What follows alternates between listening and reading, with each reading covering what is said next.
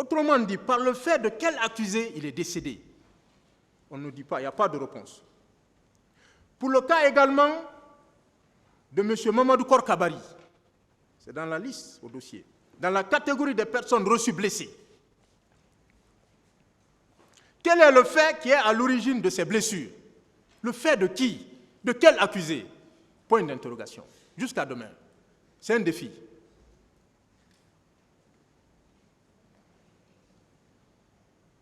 Les partis civils sont incapables de le dire. Et vous voulez que c'est le colonel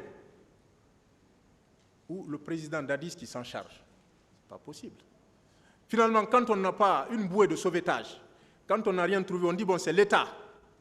Mais l'État n'est pas parti à ce procès. Comment vous voulez qu'on mette ça sur la tête de l'État? Non.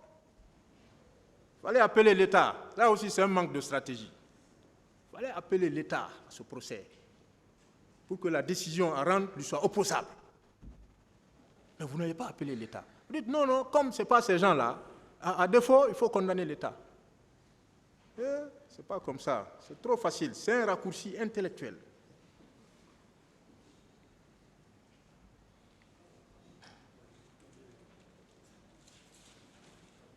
Donc, et ce n'est pas tout.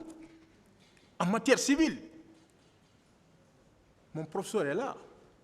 C'est lui qui me l'a dit. Maître Amidou Bari, assisté de Maître Thierno Suleiman Bari. C'est eux qui m'ont dit ça. Il incombe à la victime de rapporter la preuve du lien de causalité. Avec l'appui, ils m'ont dit, avec l'appui du professeur Isaac Yankouba Ndiaye. C'est eux qui m'ont dit ça. Mais ça, on ne l'a pas vu ici. En tout état de cause, même si les conditions, je dis même si les conditions étaient réunies, je reviens là-dessus, vous le savez, mais vous voulez, il faut qu'on le redise, vous savez, il faut que ce tribunal soit éclairé. Mais vous voulez obscurcir les choses, cacher les choses. Hein? Non, ce n'est pas possible. L'omerta, c'est de l'autre côté, pas ici.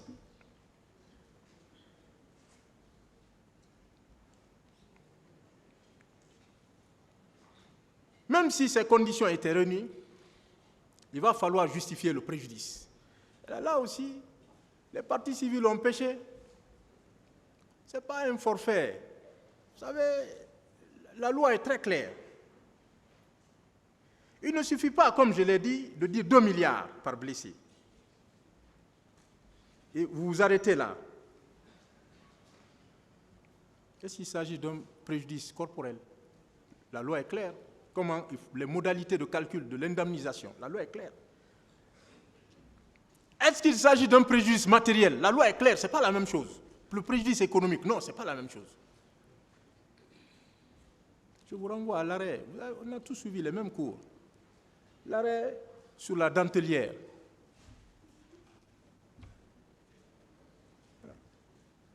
Hein? Préjudice matériel. Vous savez ce que ça a donné? Bon. Et c'est par individu. Chaque blessé, chaque ayant droit. Parce que ces personnes n'ont pas les mêmes situations. Excusez-moi, celui qui était marchand à Madina n'a pas la même situation que celui qui était professeur.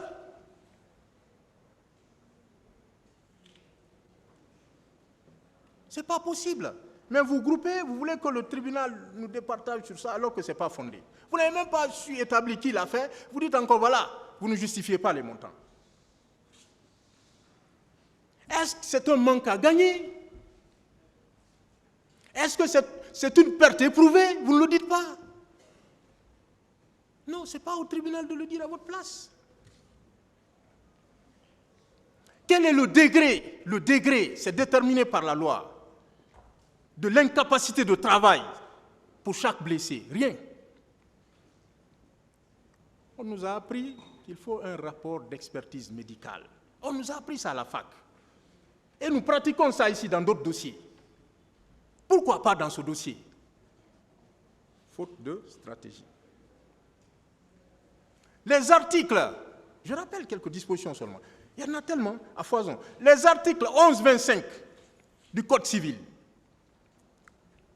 155 pardon, et 486 du Code de procédure pénale sont sans équivoque. La partie civile peut demander des dommages et intérêts correspondant au préjudice qui lui a été causé. Il faut que cela corresponde au préjudice qui vous a été causé. Mais on n'a pas... Vous dites qu'il y a tel nombre de parties civiles, vous groupez les gens. Ça, c'est la loi qui le dit, ce n'est pas moi. Je vous rappelle la formule de la Cour de cassation qu'on nous a confiée à la fac. Je suis toujours heureux dans un procès, quelle que soit la nature du procès, quelle que soit ma position, de le rappeler. Parce que c'est une formule constante qui n'a jamais varié depuis des années à la Cour de cassation, empruntée à René Savatier, spécialiste agrégé du droit civil. Il a dit ceci: le propre de la responsabilité civile est de rétablir aussi exactement que possible, je dis bien aussi exactement, ce sont les sciences exactes, hein, aussi exactement que possible l'équilibre détruit par le dommage et de replacer la victime dans la situation où elle se serait trouvée si l'acte dommageable ne s'était pas produit. Et bien voilà. Depuis que le professeur a dit ça, la Cour de cassation ne se fatigue plus. Allez, il faut que ça soit établi, il faut que ce soit justifié. Par ailleurs, que faisons-nous des règles relatives à la table de mortalité? Le législateur n'a pas prévu ces règles pour rien. Que faisons-nous du barème fonctionnel indicatif des incapacités en droit commun? Ça, c'est le droit aussi. Et il faut savoir le faire. En ce qui vous concerne surtout, l'échelle d'évaluation des souffrances endurées. L'échelle. Vous connaissez cette échelle. Vous faites sciemment. Monsieur le Président, on veut vous induire en erreur. Ils connaissent cette échelle-là. Messieurs les assesseurs. On dit, on veut dire non, dans votre décision, forfait. Non, ça ne marche pas.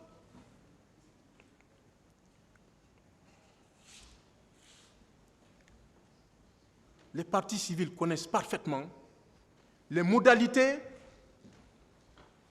de l'indemnisation du préjudice subi par les ayants droit. Ces modalités sont déterminées par la loi. Mais oui. On ne va pas venir devant ces respectueux magistrats pour dire ce que la loi n'a pas dit. Ils ne vont pas accepter. Ils préfèrent sauver l'honneur de la justice guinéenne que de rattraper une erreur de stratégie. C'est un désordre, encore une fois. Monsieur le Président, il y a lieu pour l'ensemble des parties civiles de déclarer mal fondées leur action, les prétendues parties civiles. Faute de preuves, je dis bien, faute de preuves du fait à l'origine de la responsabilité ou du préjudice non justifié. Bien sûr, à titre subsidiaire pour certaines d'entre elles, parce qu'il y en a qui vont sauter en application de l'article 6 du Code de procédure pénale. Ils ne devraient pas figurer dans ce procès-là. Maintenant, comme c'est une logique de chiffres, oui, c'est une logique de chiffres. Nous avons aussi nos chiffres. Mais oui, nous avons nos chiffres. Nos chiffres, heureusement qu'on a quelqu'un qui est rompu, très bien, qui s'y connaît en statistique, et nous a aidés tous les jours. Oui, nous avons nos chiffres. Nos chiffres, pas les mêmes chiffres que vous, pas sur le même plan. Oui, nos chiffres par rapport à notre présence à l'esplanade Et nos chiffres en ce qui concerne notre présence à la Fondis, nous avons ces chiffres-là, recueillis ici dans cette salle. Nous, nos chiffres ne viennent pas d'ailleurs, c'est dans cette salle. Tous ceux qui ont parlé, notez bien, tous ceux qui ont parlé du colonel Moussa Tcheboro Camara ont fait allusion à 99%, à 99% à sa présence à l'esplanade ou à la Fondis. Je mets quiconque au défi de rapporter la preuve contraire. C'est dans le primitif. À l'esplanade, sur 53 personnes supposées victimes, et on dit avoir vu l'accusé, le colonel Moussa Tcheboro Camara, à l'esplanade, 27 ont prononcé chacun un propos propre à lui. Il a dit saccagé, voilà, on va vous tuer tous, ou si vous rentrez, vous verrez ce que vous recherchez. Chacun a dit ça diversement. Donc, 27 propos contradictoires concernant sa présence à l'esplanade.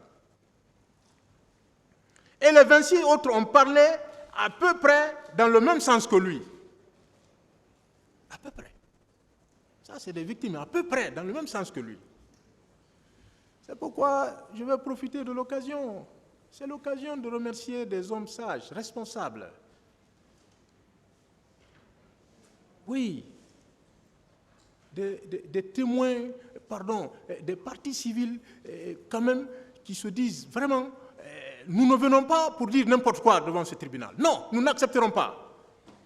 Ce que le colonel a fait, non, nous n'allons pas dire ça. Ce qu'on a vu, c'est ce qu'on va dire. Monsieur Boubacar Al-Gassimou Diallo.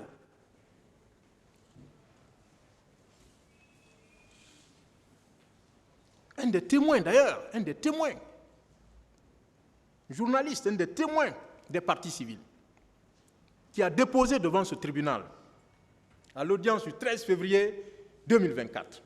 On y reviendra. À la Fondis, sur 11 personnes supposées victimes, et on dit l'avoir vu à cet endroit, 5 ont prononcé différemment un propos concernant sa présence avec les leaders. Et les 6 autres ont à peu près parlé dans le même sens que le colonel. Propos confirmés par certains leaders, parce que ça s'est passé devant ces personnes-là, devant ce tribunal-là. Est-ce que de tels propos contradictoires peuvent asseoir la conviction d'un tribunal? Non. Peuvent asseoir la conviction d'un tribunal criminel pour entrer en condamnation? Je dis non.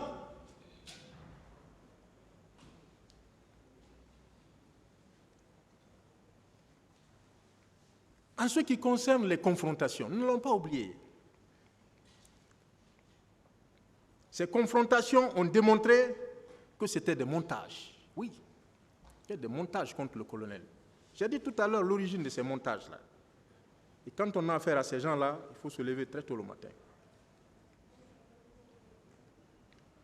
Même si certains n'ont même pas voulu répondre à l'appel. Voilà. De peur d'être ridiculisés ici. Parce que le colonel de bout en bout a été constant lors des confrontations.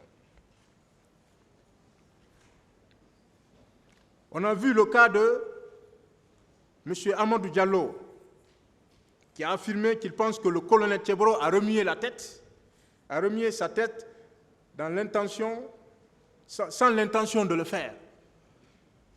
Mais comment tu peux imaginer à sa place? C'est comique. Ou Maître Thierno Souleymane Bari,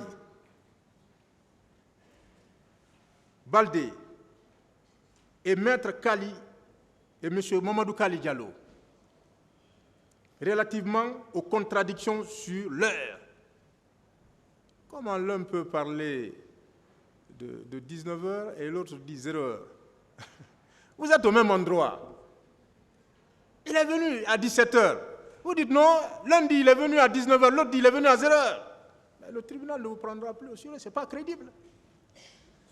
Hein? Ou bien vous étiez paniqué.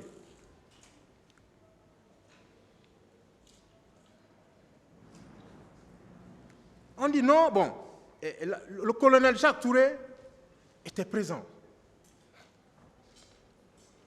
Nous avons des preuves que le colonel Jacques Touré était en détention. Des avocats ici s'occupaient de son dossier. Ouais, vous voulez tromper le tribunal. Alors que je reviendrai là-dessus tout à l'heure, en ce qui concerne M. Mamadou Kali, le colonel ne l'a même pas vu. Le colonel s'est entretenu avec le confrère Thierno Souleymane Baldé. Et ils se sont très bien quittés, parce que quand ils se quittaient, il lui a donné 5 millions de francs guinéens. Parce qu'il dit non, voilà, on a organisé la grève de la faim, mais bon, les frais par rapport à l'organisation, le colonel lui a donné 5 millions. Et vous dites non, ben, on m'a torturé, on m'a séquestré, on m'a enlevé. Après, on te donne 5 millions, tu prends.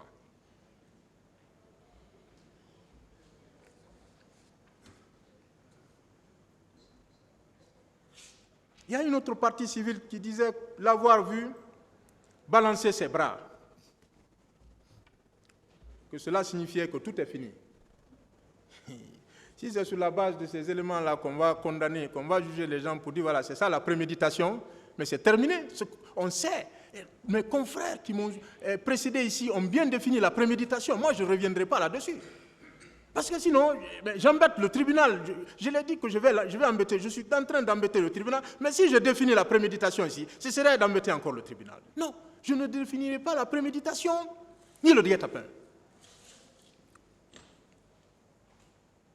Parce que ça, c'est pas... Même s'il l'avait fait, ça, c'est pas une préméditation, ça. Hein? Voilà. Cherchez très bien ce que c'est que la préméditation.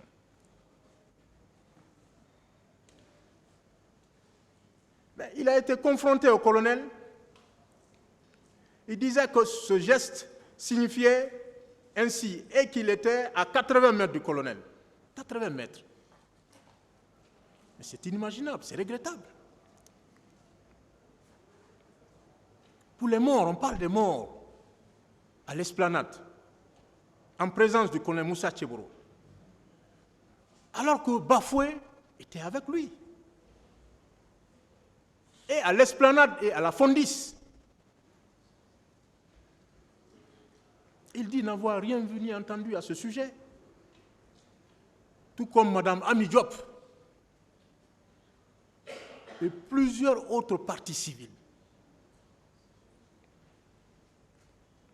N'est-ce pas, Monsieur le Président, Messieurs les assesseurs, un résultat que vous devez conserver gravé dans votre esprit au moment de votre délibéré.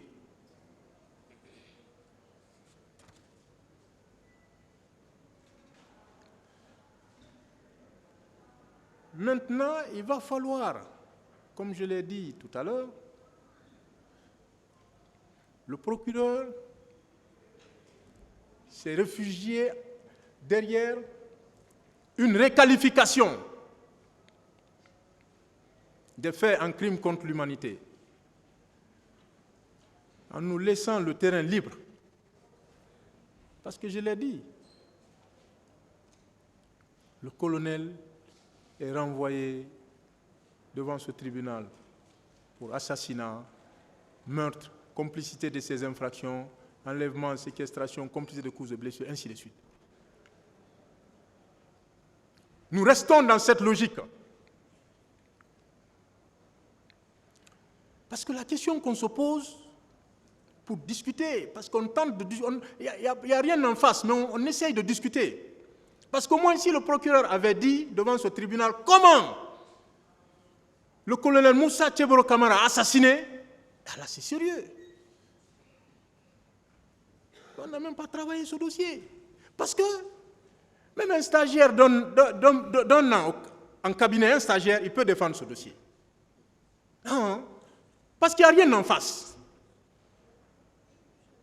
Comment le colonel a donné la mort? Dans quelles circonstances? Comment le colonel, en quels termes le colonel a menacé? Quels sont les propos qu'il a employés pour donner des ordres et des instructions à l'effet de commettre une quelconque infraction. Comment? Ce n'est pas fait. C'est pourquoi je remercie quand même le parquet, parce que dans les 6 éléments, il y a un élément au moins discutable.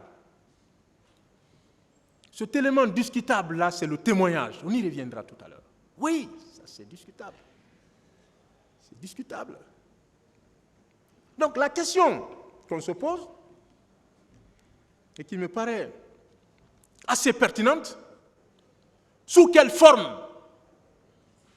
le colonel Tchebro est-il accusé d'avoir assassiné, aidé à tuer ou à assassiner, enlevé, séquestré, torturé, donné des instructions ou fourni des moyens à l'effet de porter des coups, de faire des blessures, à l'effet de soustraire frauduleusement avec armes des biens appartenant aux citoyens, volontairement entraver l'arrivée des secours, s'abstenir volontairement de porter assistance ou secours à une personne en danger. Sous quelle forme? Le procureur et les parties civiles, Monsieur le Président, Messieurs les assesseurs, en tout cas jusqu'à maintenant, le procureur et les parties civiles sont incapables de le dire, de répondre à cette question. Puisqu'il n'a commis aucune infraction, mais je dis bien, aucune infraction à la loi pénale. Il se contente tout simplement d'affirmer. Voilà, on s'arrête là. Mais il ne suffit pas, on l'a appris, il ne suffit pas de citer les textes. Vous avez bien cité les textes de loi. D'énumérer les infractions, comme je viens de les énumérer là. Et de tirer la conclusion hâtive qu'un tel est coupable de telle infraction. Non, mais il faut le démontrer. Il y a un enchevêtrement, il y a un enchaînement des choses. Sans cela, ce n'est pas possible. Maître Salomon parle du sable mouvant. Le sable mouvant, c'est du sable mouvant. Quand le soubassement n'est pas bien fait, c'est fini. Il faut monter, il faut descendre, ça ne marchera pas. Encore une fois, il faut démontrer, sinon c'est un raccourci intellectuel, ni plus ni moins. Monsieur le Président, respectueux assesseurs, permettez-moi de vous démontrer que les charges qui pèsent contre mon client ne peuvent pas être retenues par votre tribunal. Mais bien avant, Monsieur le Président, je continue toujours de vous embêter, mais raisonnablement. Permettez-moi d'attirer votre aimable attention, toujours votre attention, messieurs les assesseurs, sur la valeur du témoignage en droit guinéen. Si on parle de témoignage, Ici, lorsque le témoin Mandiang était là, après il a dit « Ah non, moi je ne savais pas que c'est comme ça. » Non, mais c'est comme ça. Un témoin, c'est celui-là qui a vu, qui a entendu, pas qui a appris, qui a entendu ou qui a perçu autrement. Ce n'est pas celui-là qui a appris. Mais si c'est tous ceux qui ont appris ce qui s'est passé au stade du 28 septembre qui devaient être témoins ici, toute la Guinée allait se transporter ici. J'ai appris, c'est des rumeurs. Qu'est-ce que vous avez vu au stade du 28 septembre? Qu'est-ce que vous avez vu au camp Alpha Diallo? Ce jour, c'est tout. Qu'est-ce que vous avez entendu? Le droit guinéen n'admet pas le témoignage par oui-dire. C'est formellement interdit. Non, c'est formellement interdit. C'est pourquoi je voudrais attirer l'aimable attention du tribunal sur l'importance du témoignage. Je partage le point de vue de mon confrère et ami, Maître Mamadou Tafsir Bari. Oui, Je partage votre point de vue. Sur ce point, vous avez mis un accent particulier, je vous ai bien suivi, sur la valeur du témoignage. Mais vous regardez, qui a témoigné, qui a dit qu'il a vu le colonel en train de donner la mort à quelqu'un? Ça, c'est un témoin, ça. Personne. Monsieur le Président, de toutes les preuves, je dis bien de toutes les preuves, messieurs les assesseurs, la plus délicate est le témoignage oral. Le témoignage oral. Je ne dis pas ce qui s'est passé au cabinet d'instruction. Le témoignage oral recueilli à l'audience. C'est une donnée universelle, c'est très délicat. C'est très, très délicat. Et pourquoi notre code de procédure pénale, la section 5 du chapitre 1er, du titre 1er du 2e livre, est consacrée au témoignage en matière criminelle.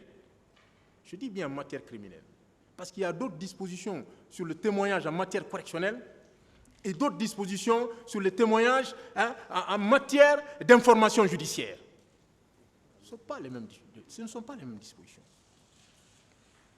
C'est pourquoi le législateur, quand vous lisez le code, vous lisez la section 5, le législateur a intitulé, le substitut du procureur, il l'a rappelé ici, éloquemment, de la production et de la discussion des moyens de preuve.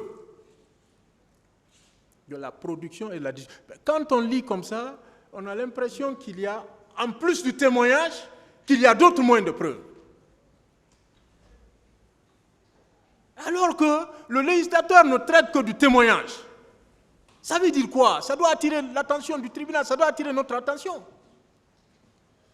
Ça veut dire qu'en matière criminelle, le législateur accorde une importance capitale au témoignage. Messieurs les assesseurs. Oui, c'est pourquoi j'ai dit que ça c'est discutable, monsieur le procureur. Parce que sinon, le législateur ne se serait pas mis à parler du témoignage en ce qui concerne le délit, à parler du témoignage en ce qui concerne l'information. Il allait grouper ça quelque part. C'est pourquoi l'intitulé est trompeur. Quand on lit, on a l'impression qu'il s'agit de plusieurs modes de témoignage, de plusieurs modes de preuve, alors que le législateur ne traite que du témoignage. Regardez très bien. Donc, le législateur apporte une importance capitale. Il y a consacré 23 dispositions, des articles 416 à 438. Vérifiez.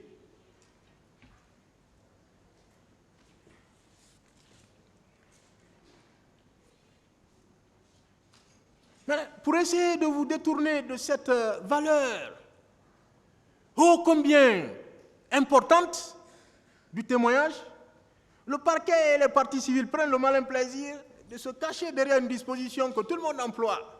Très facile. On dit, ah non, l'article 497.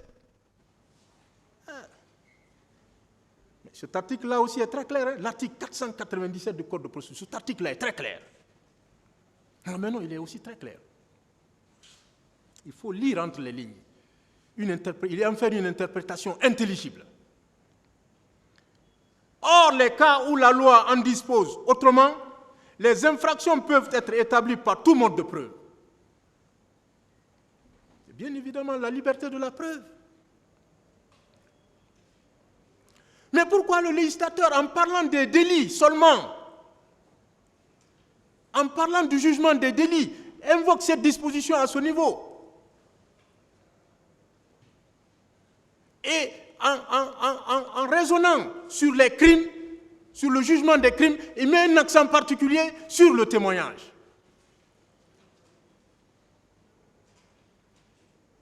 Mais on nous a tous appris. Il me semble, Monsieur le Président, Messieurs les assesseurs, que les dispositions des articles 416 à 438 sont des dispositions spéciales en matière criminelle. Et que toute autre disposition constitue une disposition d'ordre général. Et on nous a tous appris en droit que les dispositions d'ordre spécial dérogent aux dispositions d'ordre général. Pourquoi on veut dire non à tout vent, non? Bon, les chiffres, voilà, les certificats, voilà, la présence des recrues à Kalia, non! Le législateur a mis un accent particulier sur le témoignage. C'est pourquoi, même au niveau du pool des juges d'instruction, mais c'est le témoignage.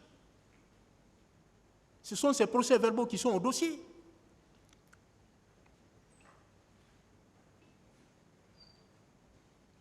Donc le tribunal doit avoir ce fait majeur à l'esprit au moment du délibéré. Je l'ai dit tout à l'heure, lorsque vous lisez les articles 505 et suivants du Code de procédure pénale, le législateur parle de témoignage en ce qui concerne les délits.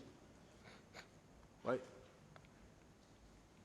Et pour l'instruction préparatoire, les articles 187 et suivants. Regardez bien. Du même code. Ça veut dire quoi? Il faut qu'on interprète, il faut qu'on sache ce que ça veut dire. Le législateur n'a pas coupé, copié, collé simplement. Saisissons-nous peut-être des travaux préparatoires, on saura ce qui a été discuté. Mais pour moi, c'est une valeur qui a été accordée au témoignage, comme Maître Tafsir l'a dit. En l'espèce, les débats à l'audience publique ou des débats à l'audience publique, il ressort que 21 témoins ont déposé. Nous avons un spécialiste. 21 témoins ont déposé. Mais aucun d'entre eux, je mets au défi quiconque, n'a déclaré avoir vu le colonel Moussa Tcheboro Camara en train de commettre une infraction quelconque. Aucun sur les 21 qui se sont présentés ici. Notamment les infractions pour lesquelles il est renvoyé devant votre tribunal. Aucun. Je peux les citer. Du ministre Thibou Camara. Il est passé 2 fois les audiences des 13 et 14 novembre 2023. Au colonel Tamba Gabriel Diawara, à l'audience du 19 février 2024, cité par la défense de mon distingué frère, colonel Kalonzo, en passant par le général Oumar Sano. Le général Oumar Sano, déposé, chef d'état-major des armées. Le général Ousmane Kamara Bafoué, je les cite. Commissaire Valentin Haba, ancien DG Police. L'expert en sécurité et défense, le général Ibrahima Baldé, ancien chef d'état-major de la gendarmerie. Le général Ansoumane Kaba, M. Sori Kondé, Mohamed Kondé Escobar, Youssouf Touré Joly, Mamadi Soumaoro, son Excellence Fodeba Istokera, Professeur Hassan Ba, Dr Fatou Sike Kamara, Professeur Namouri Keta, Messieurs Mandjan Sidibé et Cheikh Sidia Touré et Cheikh Sidia Diabaté. Cheikh Sidia Diabaté, sauf erreur, dernier témoin cité par le parquet. Monsieur Alpha Mahmoudou Diallo, Ismaël Ba, et l'intègre, le professionnel des médias, le journaliste Boubacar Largassimou Diallo. Et Mamadou Chérif Bari du côté des partis civils. Sauf erreur. Ces personnes-là sont venues ici. Ces personnes se sont présentées ici. Eh bien, on sait ce qu'on appelle déposition. Elles savent, ce qu'elles encourent en cas de mensonge. Cela leur a été clairement notifié par le président du tribunal. avec l'assistance des assesseurs, pour dire voilà, c'est qui un témoin et comment vous devez vous comporter. Mais ils auraient pu facilement dire oui, mais moi j'ai vu le colonel en train de faire ceci ou cela, qui est répréhensible. Mais ils ne l'ont pas dit. Comment voulez-vous que le tribunal, ce respectueux tribunal, entre en condamnation sur la base de simples allégations? Sous réserve, Monsieur le Président, Messieurs les assesseurs, de cette précision sur la valeur du témoignage et du fait avéré que personne n'a déposé avoir vu le colonel en train de commettre un crime, il y a lieu d'égrener un à un les chefs d'accusation tels qu'ils ressortent de l'ordonnance de renvoi. Je viens de le dire, entre autres, le colonel est renvoyé devant ce tribunal pour meurtre, assassinat, ainsi de suite. Je vais m'occuper de quelques infractions, parce qu'il n'y a rien en face, très rapidement.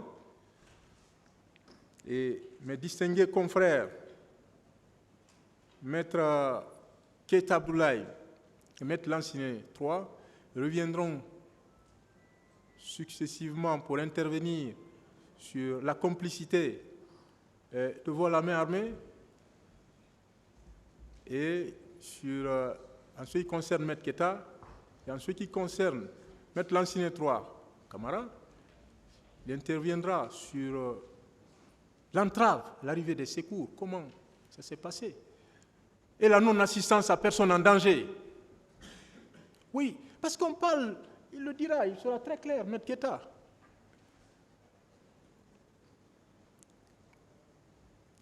Vol à main armée, quel numéraire? En dollars, comme le disait M. Mokhtar Ba, en euros, en francs guinéens, combien? Rien de tout ça dans le dossier. Donc, le colonel est renvoyé pour meurtre et assassinat au stade du 28 septembre et environ. Là aussi, mon distingué confrère et intelligent confrère, tout le monde le reconnaît, Maître Mamadou Tafsir Bari, a cité de mémoire. Je ne peux pas faire comme lui. Non. Il a cité de mémoire les dispositions des articles 206 et 208 du Code pénal. Je ne peux pas faire comme lui. Il est très intelligent. Mais il a cité. Je ne reviendrai pas sur ces définitions. C'est embêter le tribunal. Ce qui est clair, c'est qu'il ressort de ces dispositions que le meurtre suppose un acte tendant à donner la mort. Mais il faut que cet acte soit un acte positif. Il ressort des mêmes dispositions que l'assassinat suppose un meurtre commis avec préméditation et guet-apens. L'assassinat est un meurtre spécifié.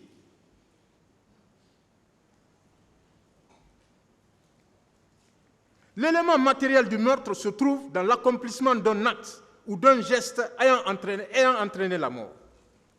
L'infraction de meurtre est retenue dès lors qu'il existe un rapport direct de causalité entre l'acte de commission de l'agent pénal et le décès de la victime. Et tout ça, c'est profond. Je ne reviendrai pas, je l'ai dit tout à l'heure, sur la préméditation, le guet-apens. Monsieur le Président, messieurs du tribunal, voilà le véritable débat que le paquet a préféré fuir pour se réfugier derrière une prétendue requalification en crime contre l'humanité, qui s'est compliquée par un amalgame impensable et juridiquement impossible du droit interne et du droit international. En l'état, hein? Comme je l'ai dit, même un stagiaire donnant, il peut plaider ce dossier.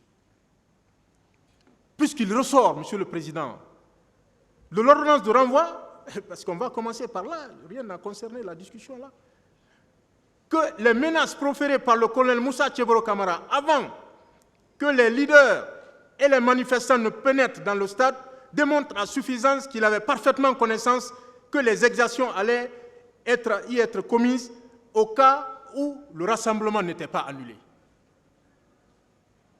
Quelle supputation! Mais l'ordonnance ne dit pas, malheureusement, l'ordonnance ne dit pas dans quelles circonstances ces menaces ont été proférées. Il n'y a pas dans l'ordonnance. Tout ce qui a été dit ici, là, on va vous saccager, voilà, on va vous tuer tous. Ça, c'est des déclarations ici. Mais l'ordonnance n'en parle pas. L'acte d'accusation, le baobab y reviendra. Qui a été menacé? Qui est venu ici? Qui a été menacé? Qui? Dans l'ordonnance de renvoi, l'ordonnance ne dit pas. Quels sont les propos employés? L'ordonnance ne le dit pas. C'est ce qui prouve qu'il avait parfaitement connaissance que des exactions allaient être commises. Voilà ce qu'on dit simplement. Ce n'est pas comme ça. Il ne suffit pas de le dire, mais de le démontrer. Par contre, à la décharge du colonel, sur ce point-là, plusieurs partis civils, et non des moindres, j'ai cité ici les 26, ont déclaré que les propos du colonel Moussa Tcheboro Camara n'étaient pas des propos menaçants. 26, dont Ami Diop. Un témoin clé, je reviendrai toujours sur ce témoin, parce que c'est quand il est intervenu ici, j'ai dit à mon client que le procès, c'est une question de stratégie. Ce n'est pas le courage. Je suis très courageux, mais il faut être stratège. Laissons nos témoins là, les témoins là, la liste là qu'on a déposée, laissons tomber ça. Parce qu'il y a un témoin cité par les partis qui vient nous décharger. Qu'est-ce que tu cherches encore? Eh bien voilà, c'est pourquoi on y a renoncé, une liste avait été déposée. Mais c'était sur ce point-là. Qu'est-ce qu'on cherche encore?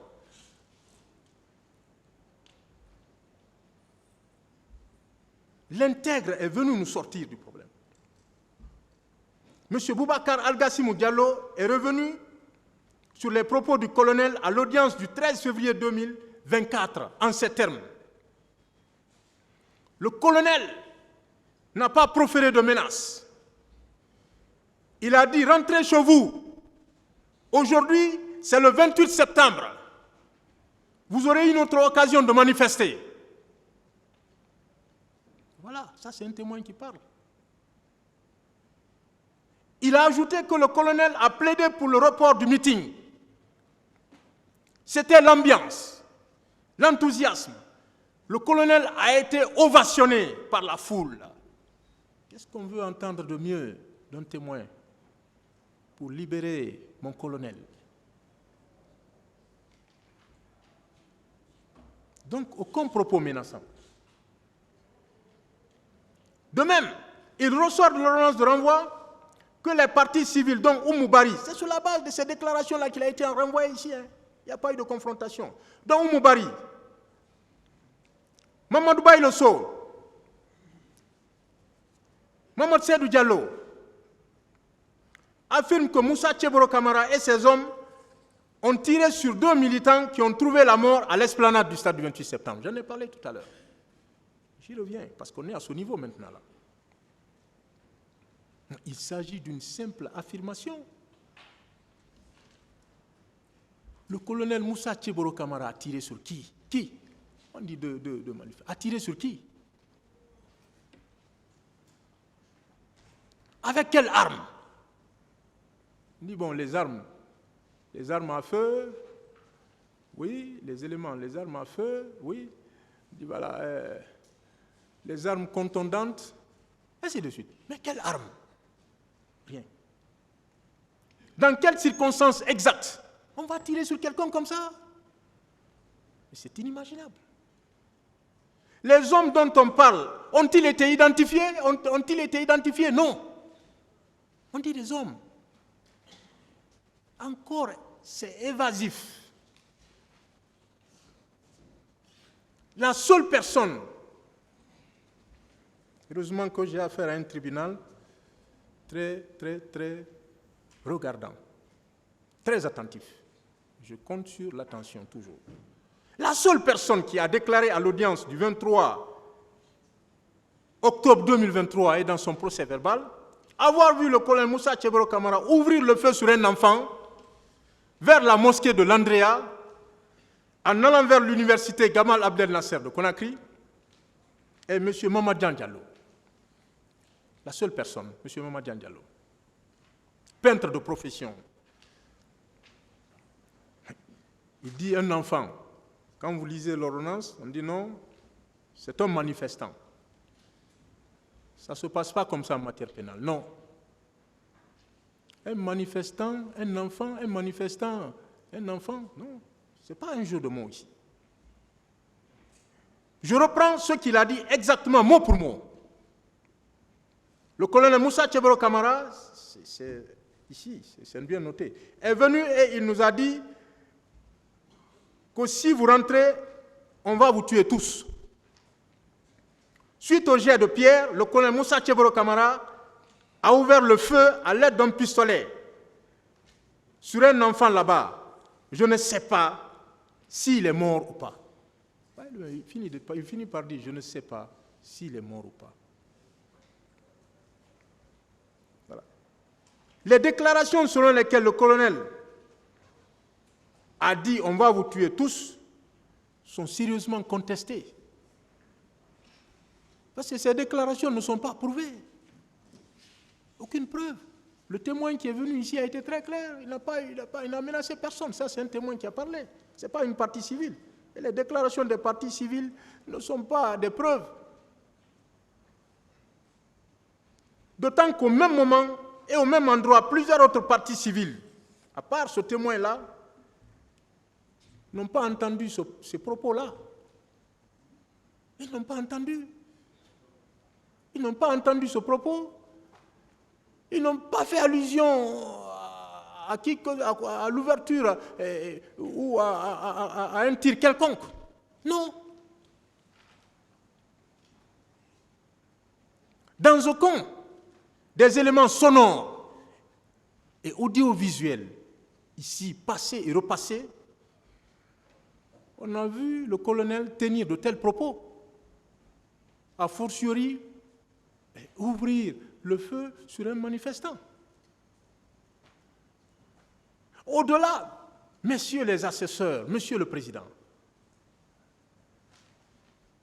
on ne peut admettre un seul instant qu'une personne soit ovationnée par un public et que spontanément,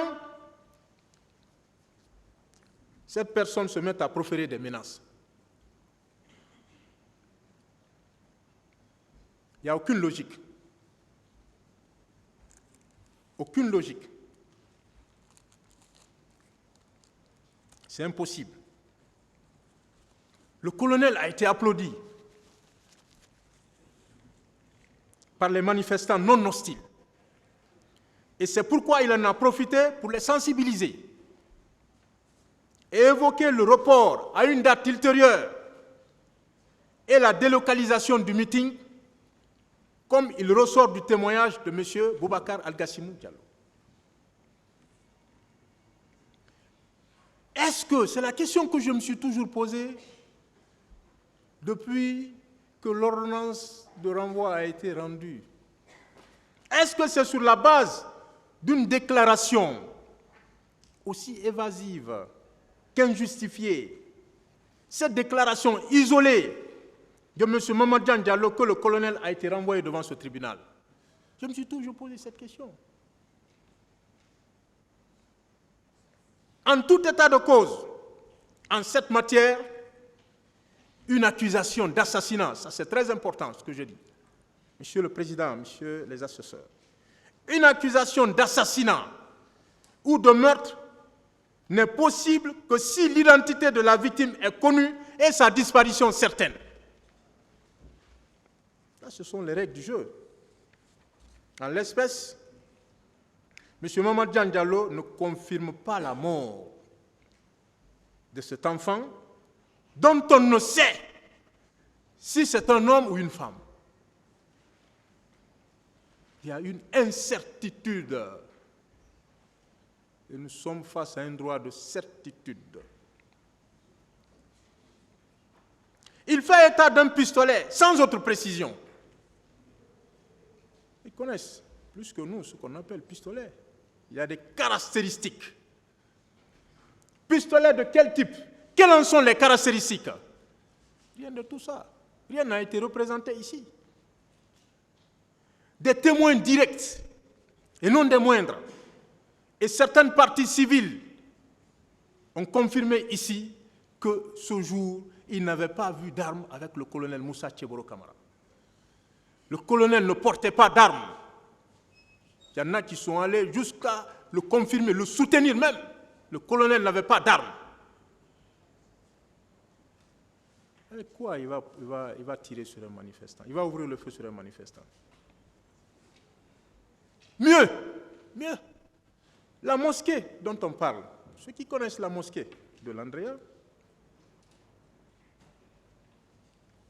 la mosquée n'est pas loin du domicile de colonel Moussa Tcheboro Kamara, de son domicile où il était.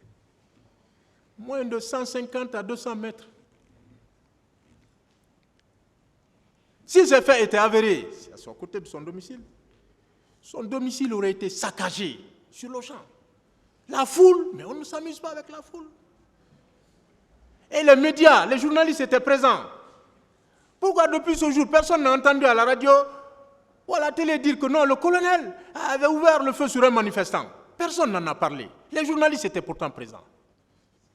Mais c'est regrettable. Donc ce n'est pas possible, Monsieur le Président.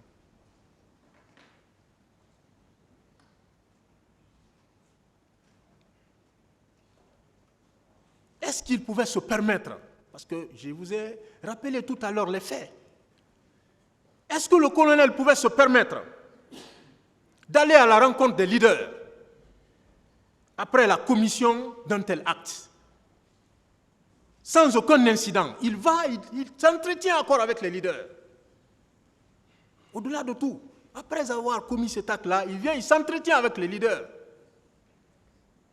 Ils s'entendent sur quelque chose et il continue son chemin librement. Quelqu'un aurait dit tout de suite là-bas, voilà ce que le colonel a fait là-bas, tout de suite. Il ne faut même pas l'écouter. Personne ne s'est entretenu calmement, avec toute responsabilité avec les leaders. Il a continué son chemin. La réponse est bien sûr non. Il ne pouvait pas se permettre d'y aller. Non, ce n'est pas possible. Parce que c'était les militants qui vont à la rencontre de leur leader. Attends, tout de suite tu es pris à partie. C'est ça. La foule est incontrôlable. Voilà. Quel que soit, même si c'est une cargaison que tu as, la foule est incontrôlable. Tu ne peux pas faire un acte comme ça et que cela passe inaperçu. Il ne l'a pas fait. Madame Aïssatou Bari a déclaré à l'audience du 28 février 2023 qu'à 8 heures, le colonel Moussa Tcheboro Kamara et son groupe sont venus et ils ont tiré et ont fait usage de gaz lacrymogène.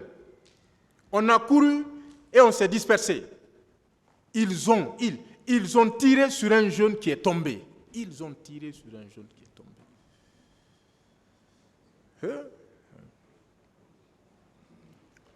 Premièrement, Monsieur le Président, honorable assesseur, la présence du colonel Moussa Tcheboro Kamara à cet endroit n'a pas été établie dans le cadre de ce procès. Sa présence à cet endroit n'a nullement été établie. Là où on a tiré, on a ouvert le feu sur un jeune, sa présence n'a pas été confirmée là-bas, ici. Ça n'a pas été prouvé. Le nom de la prétendue victime est inconnu du tribunal. Et celui, parce qu'on dit il, et celui qui a ouvert le feu n'a pas été identifié. Ça devient un problème. Par ailleurs, aucune victime, ni aucun témoin n'a affirmé, a fortiori de le prouver, que le colonel Moussa Tcheboro Camara a donné la mort à une personne X avec préméditation et guet-apens. Personne.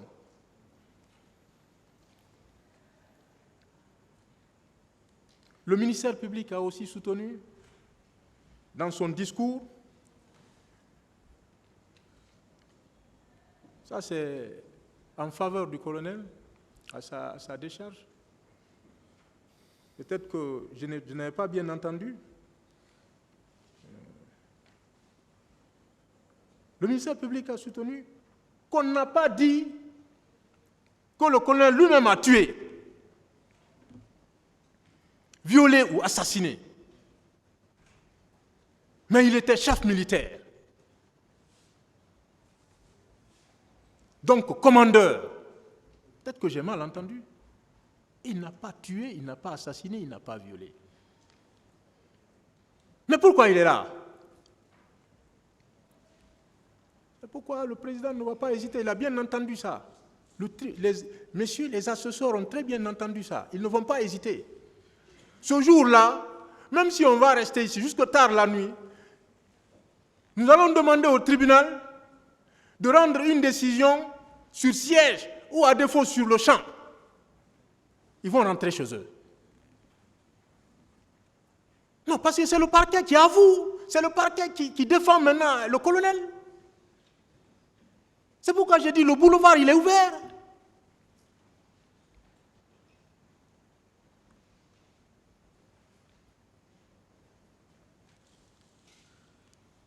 N'est-ce pas un résultat, Monsieur le Président, Messieurs les assesseurs, que vous devez conserver gravé dans votre esprit au moment de votre délibéré? Ce qui m'a écœuré, ça personnellement je le dis, j'ai encore dans l'oreille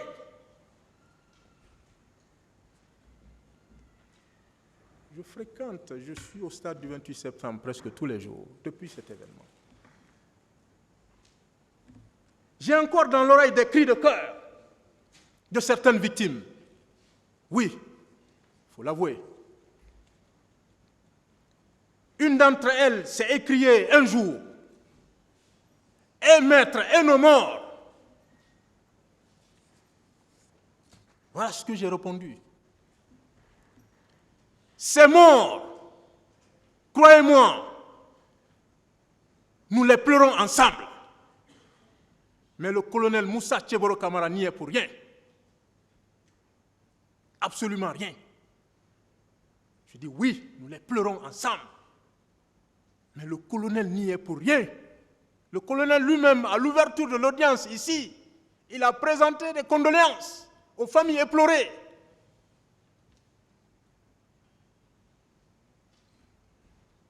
Mais il n'y est pour rien.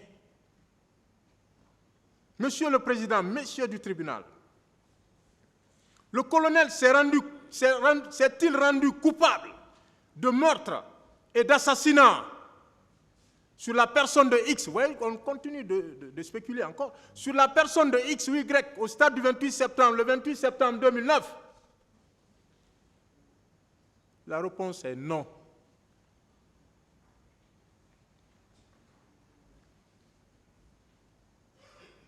Vous l'acquitterez purement et simplement pour crime non imputable, en application bien sûr des dispositions des articles 442 et 544 du Code de procédure pénale. Le colonel Moussa Tcheboro Camara est également accusé de complicité de meurtre et d'assassinat. La complicité est la participation d'un individu en pleine connaissance de cause, à un crime ou à un délit dont un autre est l'auteur principal. Article 19 du Code pénal. Ce qui nous intéresse ici, c'est l'article, c'est ce que les juges d'instruction ont visé. L'article 20. Sont punis comme complices, bon, ce que je devais lire, l'alinéa 2 qui est clair, les complices d'un crime sont punis des mêmes peines que les auteurs principaux. Le système de l'emprunt de criminalité. C'est parce que le procureur fait de ce système. Sont punis comme complices d'un fait qualifié crime ceux qui, par don, promesse, abus d'autorité ou de pouvoir, machination ou artifice, provoquent ce fait ou donnent des instructions pour le commettre. Les autres alinéas ne nous intéressent pas. Donc la complicité suppose un acte matériel de complicité, un fait principal punissable et une intention coupable. Je ne parlerai que de l'acte matériel de complicité. C'est ce qui nous intéresse ici. Puisqu'il est reproché à M. Moussa Tcheboro Camara, dans l'ordonnance de renvoi, d'avoir participé en pleine connaissance de cause par la provocation ou instruction à la commission des infractions au stade du 28 septembre environ. C'est tout ce que... C'est-à-dire que le législateur a employé des propos, les juges d'instruction se saisissent de ces propos. Il ne suffit pas de se saisir de ces propos. Mais il faut matérialiser ces propos. Il ne suffit pas de dire instruction et tu t'arrêtes là. Ça ne marche pas. Par comment il a provoqué les circonstances, il faut être à même de rappeler cela, d'indiquer cela. C'est ce qui doit asseoir la conviction d'un tribunal criminel. Comment le colonel a-t-il provoqué? Rien. Il a donné des instructions à qui? Rien. En quel terme? Silence radio. Où? Aucune réponse. Dans quelles circonstances? Rien. L'ordonnance ne dit absolument rien. Or, en droit, je dis bien en droit, le complice participe à la réalisation de l'infraction en accomplissant l'un des actes prévus par l'article 20. Donc, il ne suffit pas de rappeler l'acte, il ne suffit pas de dire instruction. On s'arrête là, non? Il faut matérialiser cette instruction. Comment il a donné des instructions? S'il a fourni des moyens, comment? Quel est le moyen qu'il a fourni? Il faut l'indiquer. À défaut, c'est l'acquittement. Une digression encore sur l'existence du fait principal punissable. On se demande ce que les juges d'instruction ont fait du système de l'emprunt de criminalité. Puisque les actes du complice tirent leur caractère délictueux de l'acte de l'auteur principal. En l'espèce, les juges d'instruction se sont contentés de dire tout simplement qu'il a participé en pleine connaissance de cause par provocation ou instruction. Et quelle est la nature des provocations ou les caractéristiques des instructions? Les juges d'instruction ne disent absolument rien. Et on le renvoie. On dit, bon, passe là-bas, vous allez régler ça devant. Une vie, on s'amuse avec une vie.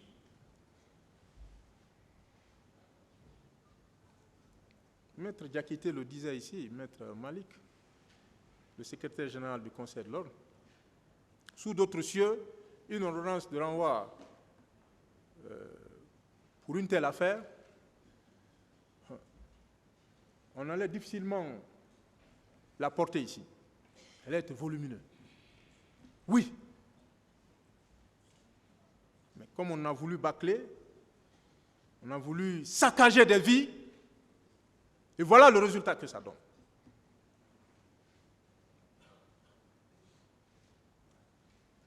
Est-ce qu'il est établi, parce qu'on parle de complicité là, que le colonel Blaise Goum les témoins Farimba Kamara et Sori Keita ont commis des atrocités au stade du 28 septembre.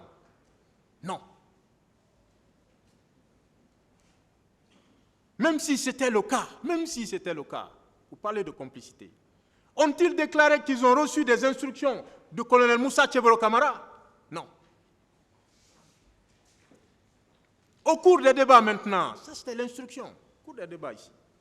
M. Ouriba Iloba, maître Ouriba Iloba, a déclaré à l'audience du 14 février 2023 que lorsqu'il est arrivé au camp Alpha Yaya, Diallo, qu'il entendait des cris de détresse des manifestants dans les violons, que des gendarmes ouvraient le feu sur les gens qui en sont morts.